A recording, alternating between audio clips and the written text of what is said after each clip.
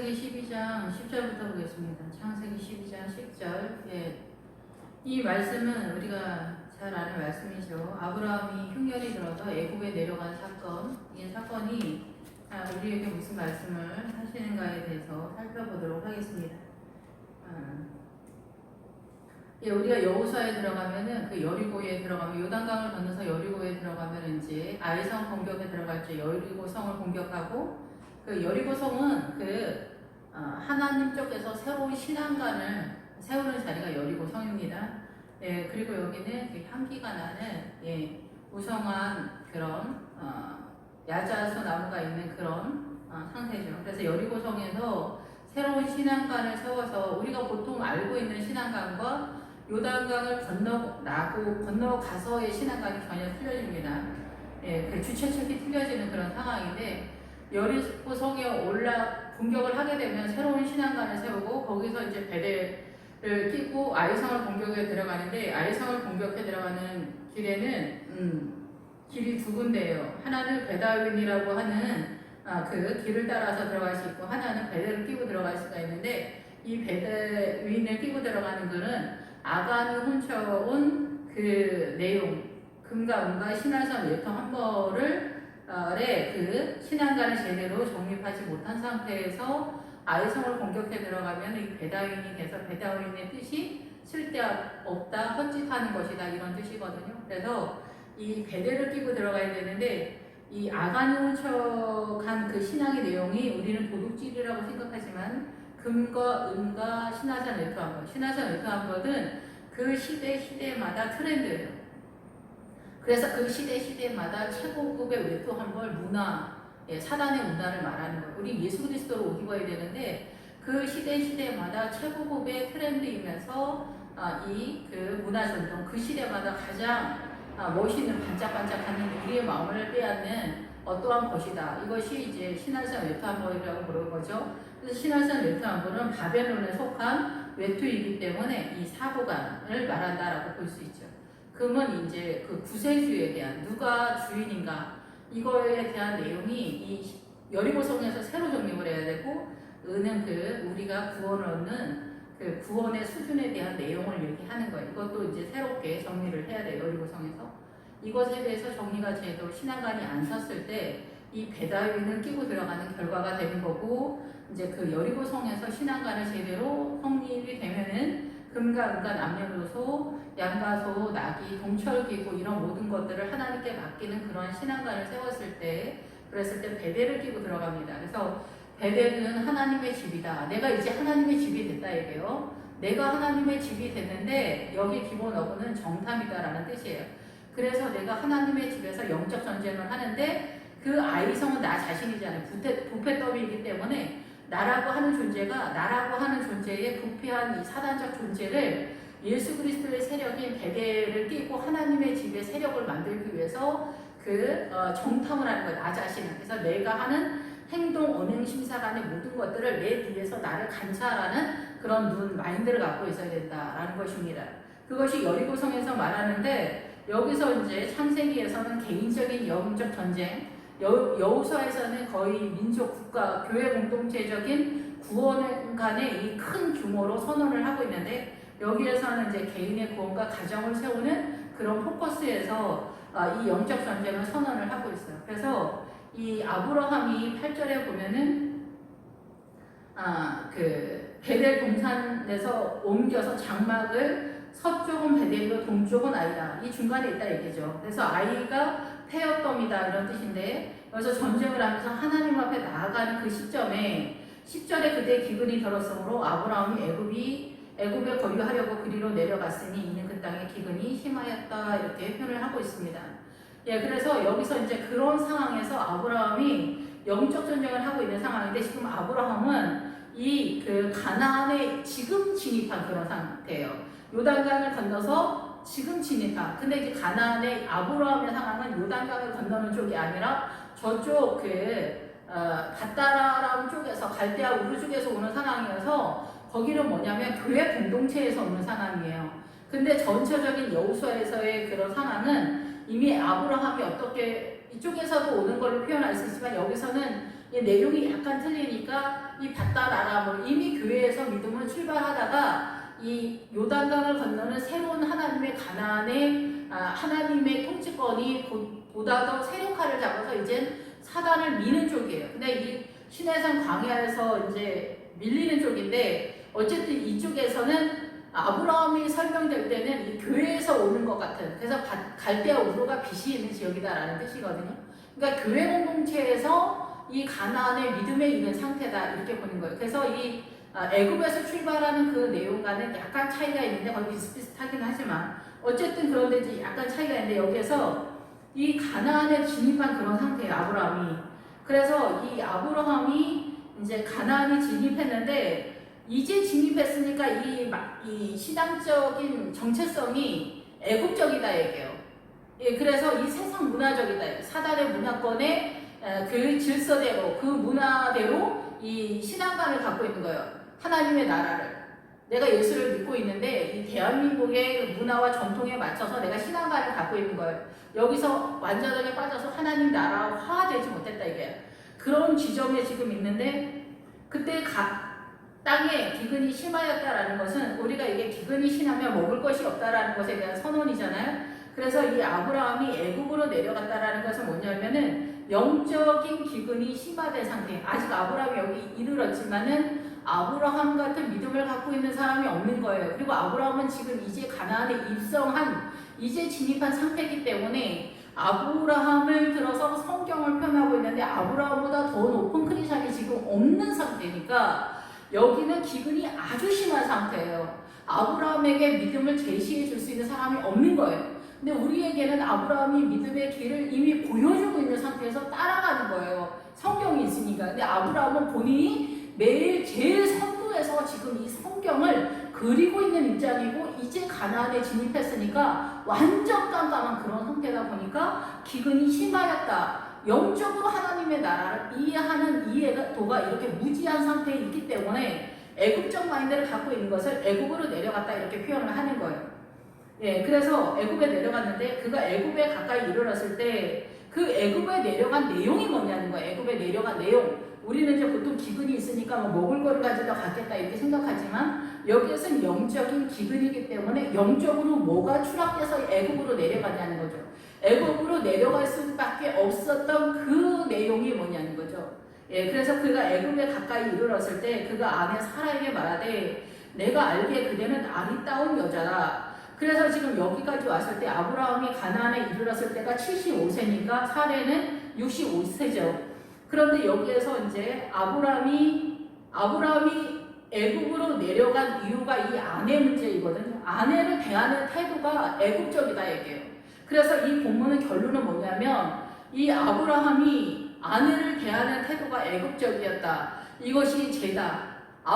아브라함이 사례를 누이라고 말한 것이 죄다라는 것을 깨달았다는 것을 얘기하는 거예요. 우리가 신앙생활 하다 보면은 내가 익히 행동하고 오랫동안 옳은 것이라고 했던 것들이 어느 날 보니까 죄라는 것을 알 때가 있잖아요. 그것이 요단강을 건너가는 어떤 신앙의 수준에서 나의 최선이, 요단강까지 올 때는 나의 최선인데 요단강을 건너는 즈음에서는 나의 최선이 죄라는 것을 알게 돼요.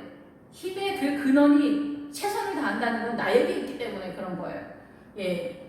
들을만 하면 들으시고 이게 안 들리면 일단 최선을 다하고 있으니까 최선을 다해야 되겠죠. 근데 이 아브라함이 아내에게 사라에게 말하되 내가 알기에 그대는 아리따운 여자다 이렇게 얘기하는 거예요. 지금 사라의 나이가 65세인데 아름다워봤자 얼마나 아름답겠어요. 늙은 할머니가 아름다워봤자 깔끔한 것이 최선이지. 여기서 아름답다라는 것은 우리가 생각하는 아름다운 것이 당연히 아니겠죠. 그러면 이 아름다움은 무엇이냐? 하나님의 나라로 꾸미는 것에 대한 이야기를 하는 거예요. 우리는 사단적으로 장식을 하는 거, 그것이 뭐냐면 야곱이 베델로 올라가기 전에 그 딸 디나 사건 속에서 그 상수리 나무 밑에다가 그 모든 것들을 묻잖아요. 뭐 귀걸이 뭐니 이런 거, 그런 것들이 세상의 장식이거든요. 근데 라멕이라고 하는 사람이 있는데 부인이 뭐냐면 아다와 신라예요. 아다는 장식이고 신라는 그림자라는 뜻이거든요. 그림자는 어둠에 공격당해 있는 상태인 거고 아다는 장식하다 그런 뜻이에요. 그래서 이 장식은 뭐냐면 하나님의 나라로 장식하는 그리스도의 신부의 믿음을 갖고 있는 그런 사람이다라는 거죠. 그래서 이 아리따운 이 사라의 믿음이 그런 상황이고, 이 사라의 믿음이 지금 가나안에 이른 입장에서는 이 사라의 이름이 그 힌트를 주고 있어요. 예, 그래서 아브라함의 이름은 고귀한 아버지다라는 그런 뜻이거든요. 그래서 아브라함은 그냥 아버지예요. 아브라함에 대해서도 많은 우리 아버지예요. 그냥 아버지에서 떠나지 않아요. 그런데 이 사례는 어디에서 떠나지 않냐면 통치권자에서 떠나지 않아요. 이 사례는 왕비다, 통치권자다 이런 뜻인데, 이 여자가 선악과를 먹으면서 죄가 들어오면서 남자가 밑에 들어가는 그 수하에 들어가는 이 틀어진 관계가 조성이 됐어요. 예, 그래서 우리가 창세기 2장에 보면은 이 안에는 우리가 보통 헬퍼다, 배필이다 이러는데 창세기 2장에 가면은 그 아담을 돕는 배필이다 이럴 때 네게드라는 단어를 써서 이 안에는 배필이라는 뜻이 우리가 생각하는 일반적인 뭐 천생연분이다, 현숙한 여인이다 이런 뜻이 다 우리식의 유교적 사상에서 우리는 이해를 하고 있거든요. 그런데 성경에서는 그렇게 말하지 않고 맞은편에 서서 도와주는 사람을 말하는 거예요. 맞은편에 서서 도와주는. 그래서 맞은편에서 도와주는 사람이 어떤 사람이냐, 그것에 대한 설명인데, 여기서 이 아브라함이 이 사라한테 누이라고 얘기하는 거는 너와 내가 똑같다라고 이렇게 말해라 이러는 거예요. 너는 누이다. 그래서 이렇게 오빠하고 여동생이다 이러면은 오빠가 더 높은 것 같긴 하지만은 오빠하고 여동생 같은 그런 남매지간이니까 이게 영적인 그냥 질서상 있어서 내용적인 면에서 똑같다라고 보는 그런 차이라는 거죠. 그러면 여기서 아브라함이 이 아내의 사라에 대해서 엄청 쳐준 거예요, 계산은. 예, 그래서 이제 뭐 그 미국 같은 데 보면 레이디 퍼스트 뭐 이렇게 해가지고 굉장히 여자들을 막 이렇게 하고, 베드로도 더 연약한 그리스인 줄 알아서 잘 이렇게 해줘라 뭐 그런 얘기하고 이제 그렇게 얘기하는데, 어차피 우리가 믿음이 연약하기 때문에 이 그 여자 남자 얘기는 진짜 3박 4일 한 일주일 정도 해야 되는데, 이 여자 남자 이 본문에서 보면은 이 여자에 대해서 굉장히 연약하다 뭐 이렇게 얘기하지만은, 그거는 남자들이 힘의 원리로서 보기 때문에, 이 육체적 힘의 원리로 보기 때문에 여자가 약하다고 생각을 하는 거라는 거죠. 그건 전혀 답이 아닌데, 근데 이 남자들이 영적인 믿음이 연약하니까, 지금 여기서 아브라함처럼, 그러니까 아내가 일단 복종하고 들어가는 형상을 띠지 않으면 이 하나님의 나라가 평지풍파가 많기 때문에, 하나님도 보통 사모님들한테, 목사님 남편 되시는 남자 목사님들한테 일단 복종하고 들어가라. 이 머리가 확 숙여버리게. 여자들도 고집이 보통이 아니고 선악과를 먹어서 여자들도 마인드가 사단적이란 말이에요. 그래서 일단 여자들을 주님도 밟으시는 것 같아요. 일단 머리 팍 숙여가지고 그냥 남편 밑으로 확 넣어버리는 그런 상황이에요. 근데 여기는 가나안입니다. 여기는 가나안이기 때문에 요단강을 건너서 가나안에 입성해서 베델과 아이에서 전쟁하고 있는 그런 상황이에요. 그렇기 때문에 여기에서는 아브라함이 이제 들어가는 그런 상황으로 발발하게 되는 거예요.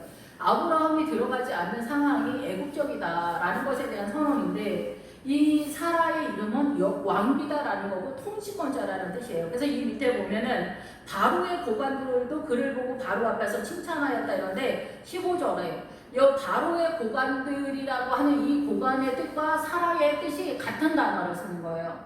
사라의 그 믿음의 내용과 사라와 똑같은 단어를 쓰는 거예요. 통치권자라는 그런 뜻이에요. 그래서 이 우리가 선악과를 따먹고 여자가 남자의 수하에 들어갔잖아. 이 틀어진 관계가 됐잖아. 이게 사단의 문화권 속에 들어와서 남편이 대장을 먹고 아내가 그래서 주종의 관계처럼 이루어진 상태가 됐다는 거. 이 선악과를 먹고 들어온 사단의 문화권, 이 세상의 모든 문화가 다 그렇잖아요. 그래서 이 틀어진 관계가 에스더에서 와스디 왕비가 폐위가 됐다 이게요. 그래서 이 아브라함의 부인 사레가 폐위가 된 그런 상태예요. 그러면 이 사레가 왕비고 통치권자면은 남편은 왕 아니야 이렇게 생각하는데, 이 남편들한테는 왕이라는 그거를 예수 그리스도에게 넘어가는 거예요. 그래서 이 사라가 통치권자가 되고 아브라함은 아버지가 되는데, 이 우리가 생각하는 아내의 이 통치권자의 그 지배권은 우리가 생각하는 남편의 독재 권력 속에서 집안을 다스리는 그 내용하고 똑같은 게 아니에요. 그거는 사단의 문화에서 이루어지는 거고, 이 아내의 통치권은 뭐냐면 예수님이 십자가를 통하여 전 인류를 세우는 그 통치권이에요. 그래서 이 아내는 통치권이 뭐냐면은 하나님의 나라에서 생수를 끌어다가 이 가정을 믿음으로 세우는 그 지배권이에요. 그래서 남편이 밖에서도 일을 잘할 수 있도록 그 마음을 세우는 원리 속에서 이 아내가 존재하고 있다는 거예요. 그래서 우리가 생각하는 지배권이 이 영적으로 사랑의 지배권, 사랑의 통치권이다. 그래서 종의 내용을 띄고 있어요. 그래서 섬기는 자로 존재하고 있다라는 거죠. 그런데 이 아내도 선악과를 먹어서 죄의 형상을 갖고 있기 때문에 이 아내가 통치권으로 드러나기 위해서는 이 요단강을 건넌 상태, 가나안에 진입된 상태에서 얘야 이 통치권이 인정을 받는다라고 볼 수 있는 거죠. 여기 상황에서 보면은 그러면 이 가나안에 들어오기 전에는 이 아내가 남편의 그 지배권을 받는다고 볼 수 있어요. 왜냐하면은 둘 다 선악과를 먹어서 영적 상태가 죄인된 입장이다 보니까 이 사단의 문화권 속에서의 통치권의 지배를 받고 이 아내가 이 사단의 문화권 속에서 들어가는 그 훈련을 받지 않으면은 이 들어가는 수모를 당하는 것 속에서 이 복음의 비밀을 깨달아서 가나안에 입성하는 일어나는 믿음을 세우는 그 원리 속에서 남편을 help할 수 있는 것이지 선악과를 먹은 그 상태에서 아내에게 통치권이 넘어가지 않아요. 이 아내의 지배권과 통치권은 하나님의 나라 속에서만 통치권이기 때문에 예수 믿지 않는 사람들한테 이 원리를 적용시킬 수는 없는 거고 믿음이 부족한 상태에서 이거를 적용시킬 수는 없어요. 왜냐면 모르니까. 둘 다 모르니까. 그러니까 사단의 문화권 속에서의 통치자인 남편이 통치를 하는데 지금 여기는 어디냐면 가나안에 입성했기 때문에 이제 아내가 가나안에 입성한 믿음의 상태에서는 아내가 통치권을 갖는다. 이 통치권이 뭐냐면은 하나님의 나라의 뜻에 대해서 선언하는 통치권이라는 거죠. 여기에 있어서는 남편이 이거에 대해서는 창세기 2장에서의 감각을 남자가 갖지 못해요. 왜냐하면 남자들은 이 세상을 다스리고 생육하고 번성하는 그 사명 속에 있고 그 생육하고 번성하는 그 일을 잘 감당할 수 있도록 아내를 세웠기 때문에 그렇다라는 거죠. 예, 그래서 이 창세기 20장에서 이삭이 태어나는 그 즈음에는 하나님께서 이 아브라함한테 사라가 하는 말을 다 들어라 이렇게 표현하고 있어요. 사라의 말을 다 들으라고 표현을 하고 있어요. 우리가 생각하는 것처럼 아내가 이번에 뭐 일처리를 잘하고 똑똑하니까 네 아내가 똑똑하니까 마누라 말 들어 이런 차원이 아니라 하나님의 나라. 그래서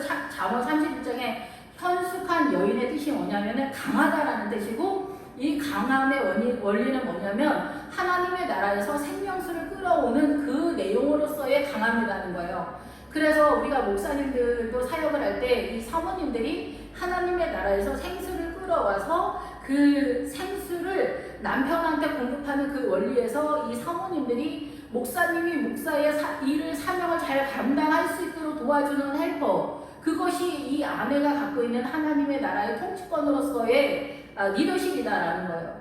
그런데 이 아내가 이 가나안적 믿음이 없고 하나님의 나라에서 생수를 퍼오는 실력이 없으면은 이 남편 그대로 가는 거예요. 그렇게 되면 어떻게 해요? 이 연약하다는 거죠. 그 연약함에 대한 이야기를 그것이 죄다라는 것에 대한 선언이에요. 그 연약함이 어떻게 드러나느냐 그 얘기를 하는 거죠 여기서. 그래서 애국 사람이 그대를 볼 때 이르기를 이는 그의 아내라 하여 나는 죽이고 그대는 살리리니. 그래서 여기서 여동생이라고 하는 것만으로도 최대한으로 아브라함이 선심을 썼다라고 볼 수가 있어요. 왜냐하면 이 여동생 밑으로는 어때요? 선악과를 먹었을 때 남편이 왕이 되고 아내는 종이 되잖아요. 그것을 에스더가 구체적으로 설명을 하는 거거든요. 아하스웨로 왕이 남편의 권위를 선언을 하는 거예요. 그 시대에 맞춰서. 그래서 이 남편이 왕권을 갖고 있는데 왕권을 갖고 있으면은 이슬람 같은 경우 법적으로 아내 4명을 둘 수가 있단 말이에요. 그러면 이 하나님의 나라가 연합이 절대 안 되고 복음이 들어가도 이 복음의 진리를 완전히 이루어내는 것에서 너무 열악하다라는 거예요. 근데 한 아내와 한 남편이 있으면은 이 그리스도의 그 연합의 원리가 아주 쉽게 빠른 시간 내에 이루어질 수 있는 그런 구도거든요. 근데 여기서도 보면은 아내를 누이라고 한 거예요. 그래서 똑같다라고 얘기한 거예요. 똑같다라고 하는 것은 아내 말을 안 듣겠다. 아내의 통치권을 인정하지 않는다. 이 얘기를 하는 거거든요. 뭐 이렇게 얘기하는 거죠.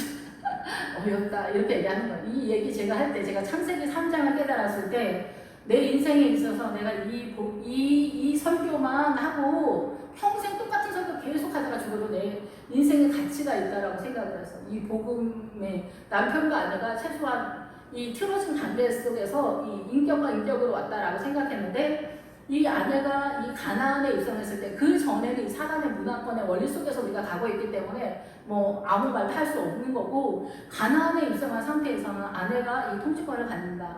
예, 이거는 창세기 선악과를 먹기 이전 상태로 들어온 상황이기 때문에 그래서 우리가 생각하는 통치권은 아니지만 그렇다라는 거예요. 예, 그래서 이 아내가 하면은 왜 죽이냐? 아내가 내 리더야. 원래 아내가 리더야. 이렇게 말하면 동네 사람들이 뭐라고 얘기하냐면 너 미쳤냐? 이렇게 얘기한다 이거야.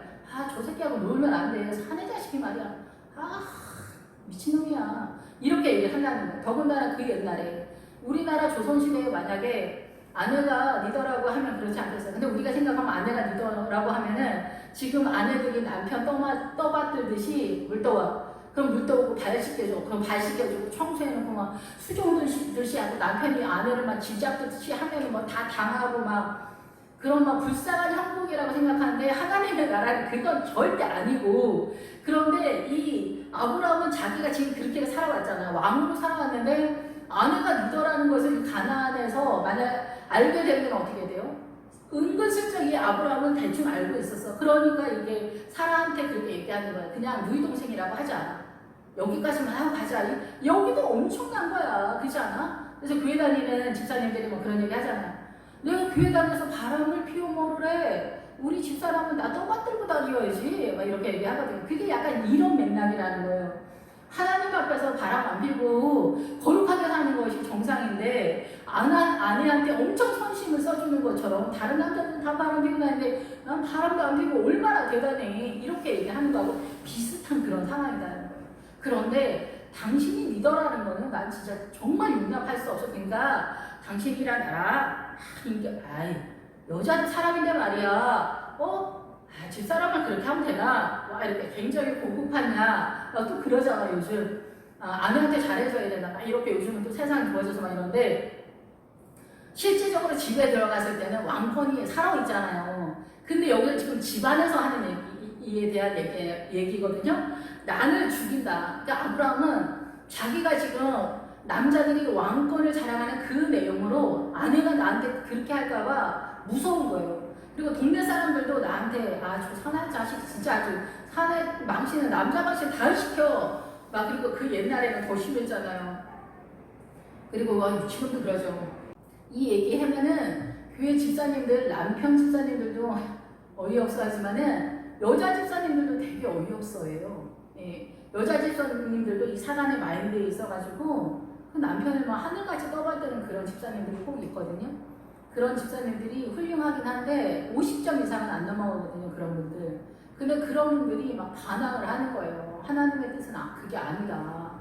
자기가 여태까지만 남편 수종 들면서 막그 땅 밑으로 기어다니면서 이렇게 섬겨가지고 훌륭하다 이런 소리를 듣고 있는데 이게 하나님께서 말씀하셨는데 무슨 소리야 이렇게 하시는 분들이 있는데 제가 이 말씀을 깨닫기는 그런 분들은 훌륭하게 맞는데 이 50점 이상 넘어가기는 어렵다. 그리고 이 가나안의 전에는 그게 맞는데 가나안 넘어가서는 그게 틀리다. 답이 틀려진다.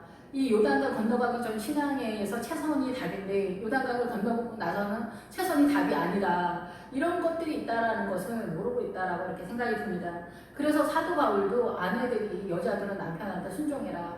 이 원리를 또 제가 말씀드리는 대로 요단강 전에는 그렇게 하는 것이 덕이고 또 그래요.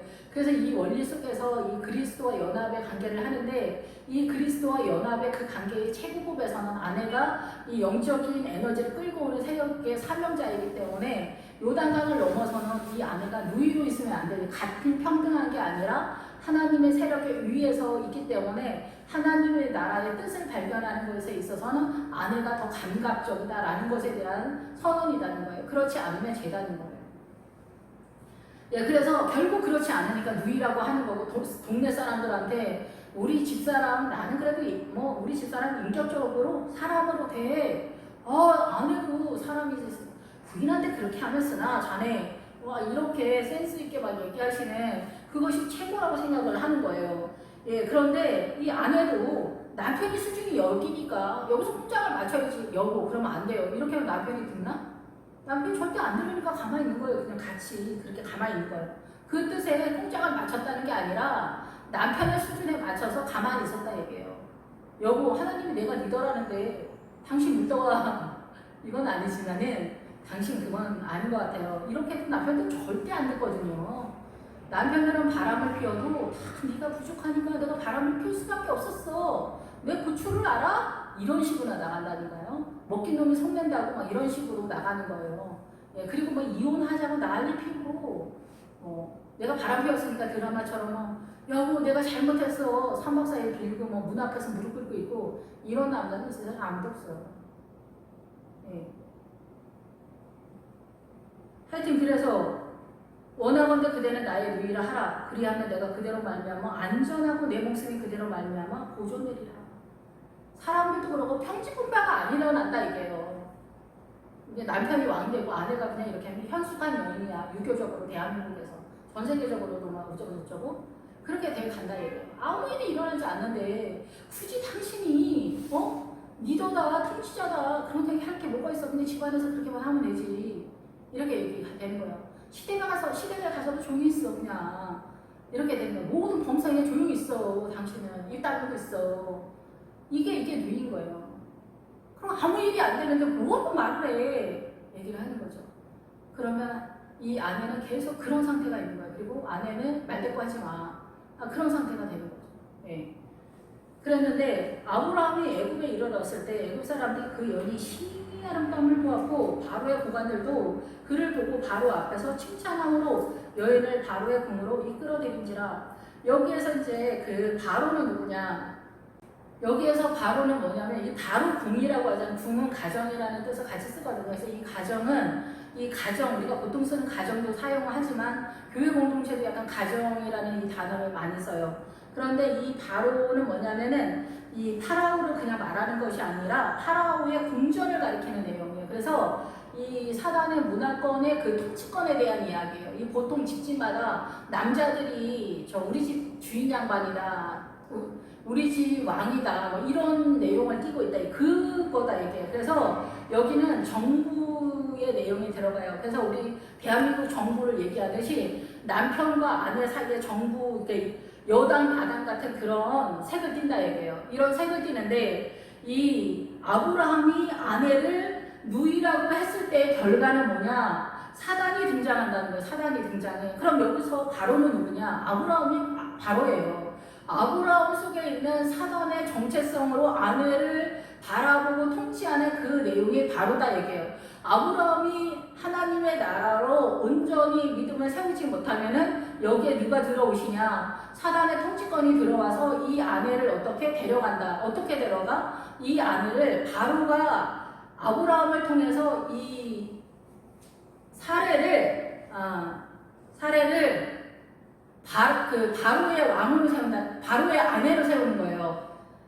우리가 누구예요? 그리스도의 신부잖아요. 예수 그리스도가 우리의 왕 되시고 신랑 되셔서 우리가 믿음 안에서 자유하게 되잖아요.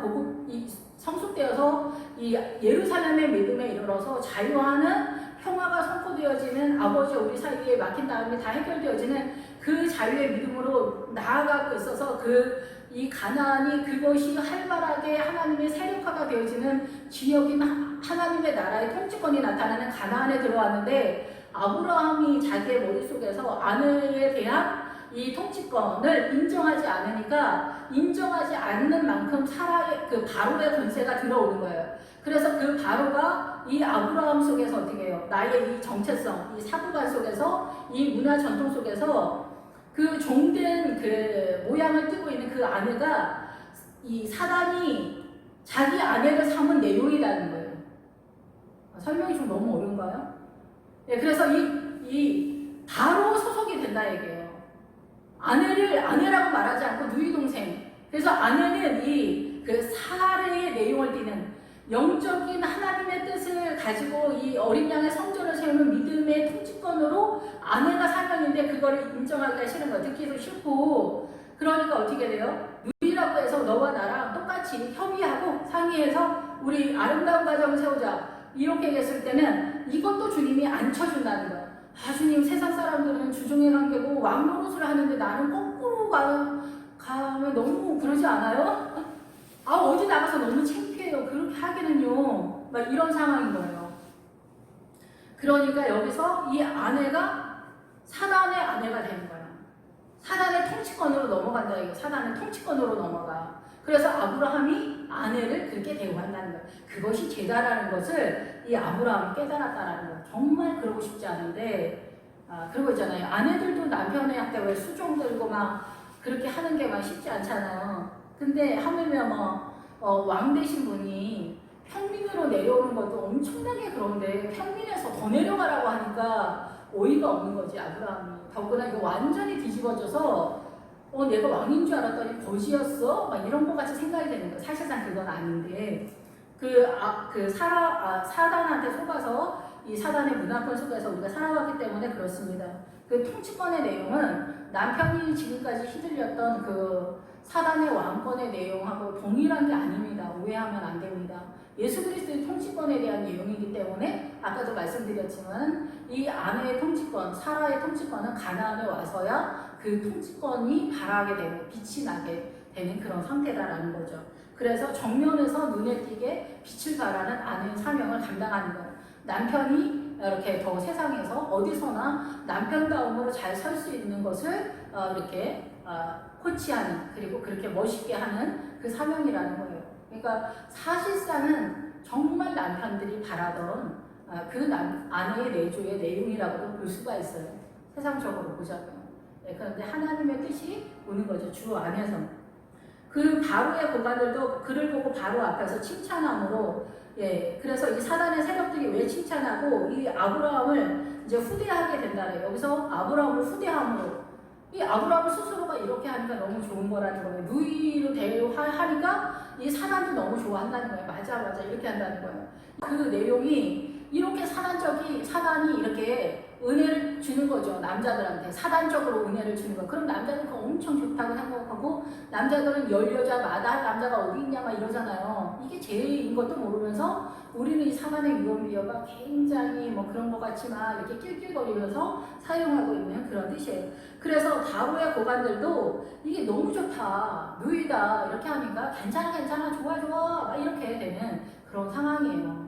그래서 이 누이라고 하는 것만으로도 충분히 그렇다, 잘하고 있다, 우리가 밀어줄게 이렇게 하는 그런 상황입니다.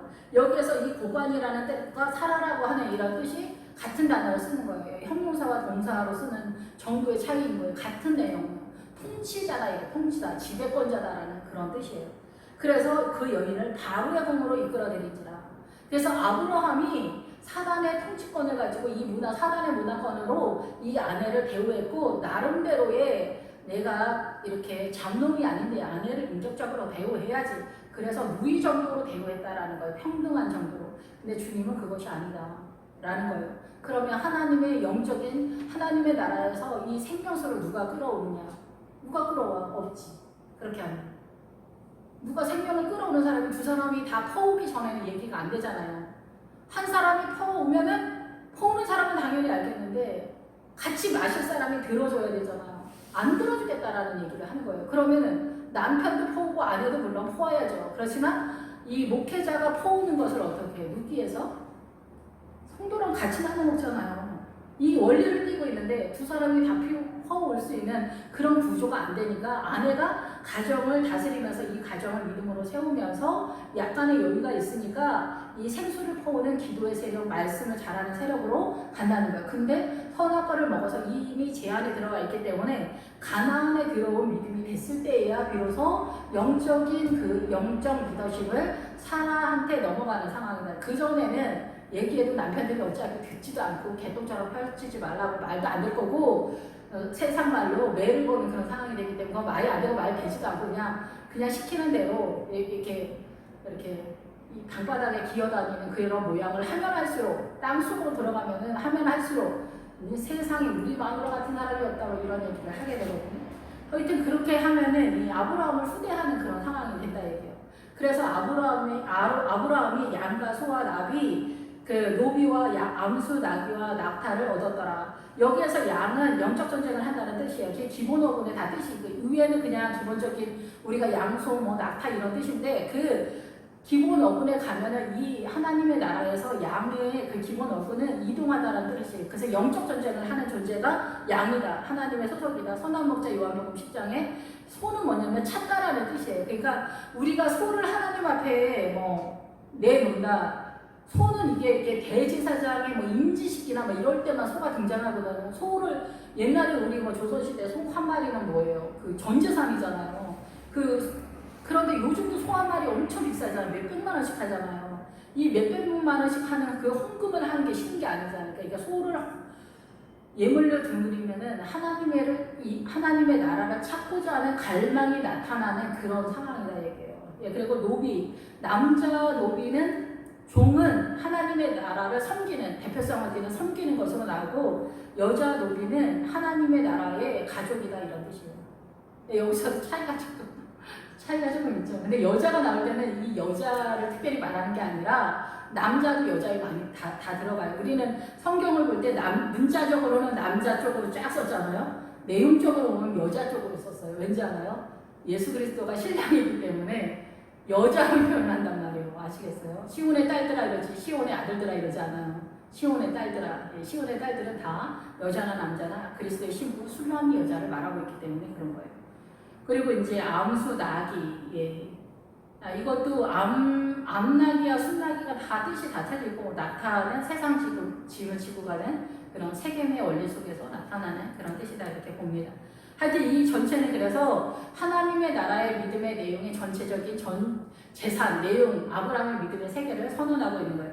그래서 13장에 가면은 아브라함에게 가축과 은과 금이 풍부하였다라 할 때 이 은과 금, 가축 이렇게 재산 얘기를 하는 게 아니라 믿음의 내용을 얘기하는 거예요. 여기서 가축은 이 위에서 말하는 암수, 나기, 낙타 그 가축이 아니라 여기는 미크네라는 단어를 써서 이제 사단의 그런 어떤 세력들을 조절하고 훈련할 수 있는 그런 이 업그레이드된, 조금 더 업그레이드된 상태의 믿음의 세계를 선언하고 있어요. 예, 그래서 여호와께서 아브라함의 아내 사레의 일로 바로가 그 집에 큰 재앙을 내리신지라. 바로의 집에 재앙을 내린 게 아니에요. 여기는 아브라함한테 재앙을 내렸다 이게요. 그래서 아브라함이 아내를 생명의 주권자로 인정하지 않는 것이 이제 이 가나안에 들어왔을 때는, 그 전에는 아무 상관이 없었어요. 요단강 전까지는.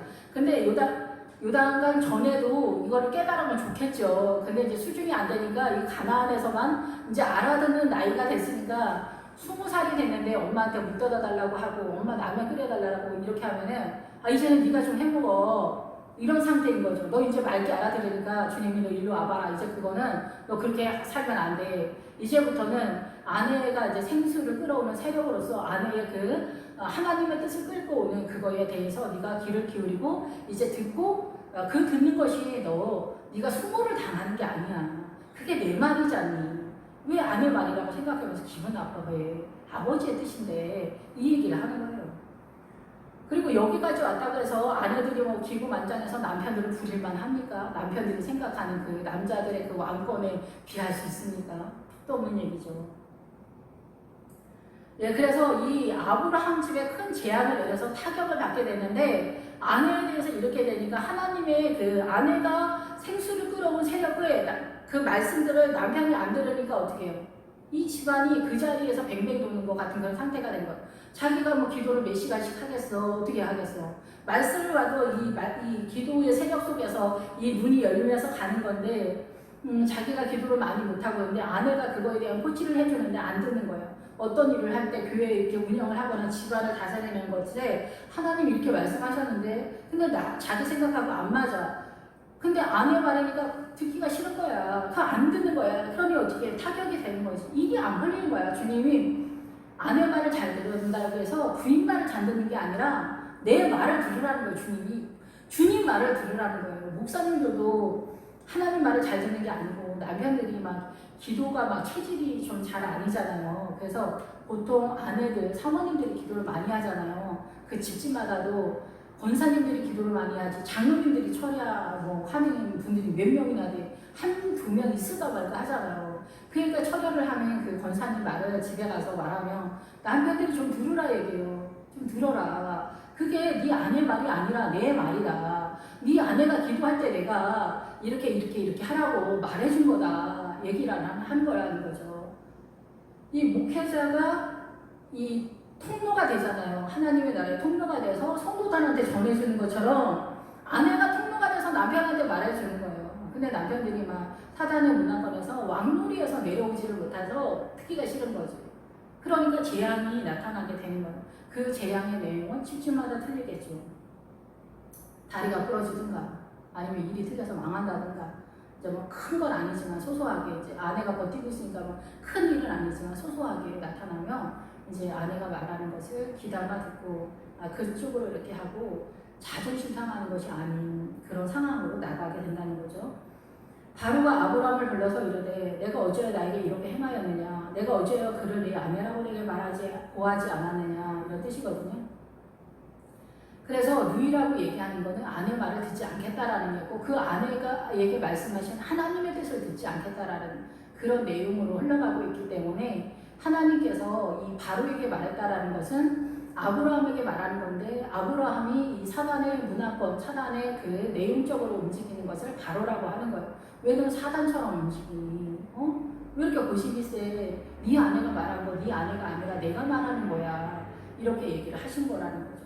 내가 어찌 그를 누이라 하여 내가 그를 데려다가 아내를 삼게 하였느냐? 네가 만약에 아내의 말을 듣지 않고 아내를 통해서 아내가 하나님의 나라의 통치권으로 그 메시지를 전하는 것을 네가 듣지 않는다고 하면은 그 사단이 내 아내를 데려다가 아내를 삼게 돼. 그러면 니네 집 전체가 다 사단적이 되는 것이다. 이 얘기를 하는 거예요. 아내의 말을 듣게 되면 아내라고 하게 되면은 너의 가정이 믿음으로 서게 된다. 하나님의 말씀이 잘 흘러들어가는 그런 상태가 된다. 이런 뜻이라고 보여집니다. 바로가 사람들에게 그의 일을 명하여 그래서 이 사람들에게는 인간이라는 뜻이잖아요. 예, 그래서 그의 일을 명함에 맡긴다. 아브라함한테 맡기는 거예요. 이 바로가 이 아브라함인 거예요. 그래서 아브라함한테 맡겨서 어떻게 보면 사람들에게 이 가나안에 들어오면은 아내가 하나님의 나라의 생명수를 끌어올 때 그것이 곧 하나님의 뜻이라는 것을 다 잘 들을 수 있도록 그렇게 하라고 네가 말을 해라. 복음을 전해라. 예수 그리스도의 생수를 전해줘라. 목회자라고 한다면 그렇다라는 것이죠. 예, 그런데 우리가 이 가나안에 들어오기 전에는 사단의 문화권에서 절대로 듣지 않아요. 그래서 제가 이런 말씀을 하면은 제 주변에 있는 분들이 그렇다 이렇게 말씀하신 분이 저 한 명도 못 들어봤어요. 안 돼. 안 돼. 이렇게 하거나 본인이 듣기 싫은 거죠. 그냥 남편을 하나님처럼 생각하는 게 좋은가 봐요. 남편을 사랑하고 남편의 권위대로 그렇게 하는 게 좋은가 봐요. 또 엄청나게 저를 싫어하는 사람들도 많이 있어요. 이렇게 말씀을 전하면은 들을 사람은 듣는 거고 안 들을 사람은 안 듣는 거죠. 이렇게 해야 하나님의 나라가 이 가정을 세워요. 그런 말씀 기도 안 하는 남편이 이 가정을 세우는데 그게 하나님의 뜻입니까?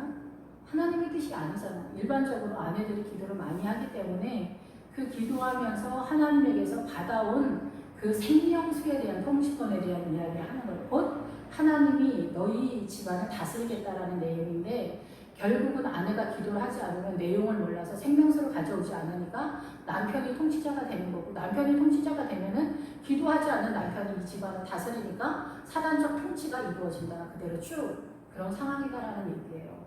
기분 나쁠 일이 없는데 하여튼 각각 또 이게 쉽지 않구나 그런 생각이 듭니다. 네. 기도하겠습니다. 할렐루야 주님, 우리는 성경을 보면서 유교적으로 세상적으로 세상 문화 전통 방식으로 바라보다 보니까 이래저래 자존심 상하기도 하고 듣기 싫기도 하고 고집 피우기도 하고 그렇습니다. 아버지 우리 성경이 자세히 보일 수 있도록 주님 도우셔서 예수 그리스도를 호흡하고 종의 몸에는 하나님의 나라가 아닙니다.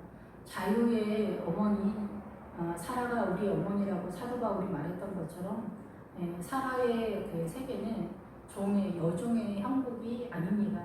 주님 하나님의 나라를 끌고 오는 세력으로서의 사라의 믿음이 곧 이 집안이 다 살아나는 믿음입니다. 이 믿음의 세계를 이해할 수 있는 귀와 눈이 있도록 주님 허락하여 주시옵소서. 예수님의 이름으로 기도했습니다. 아멘.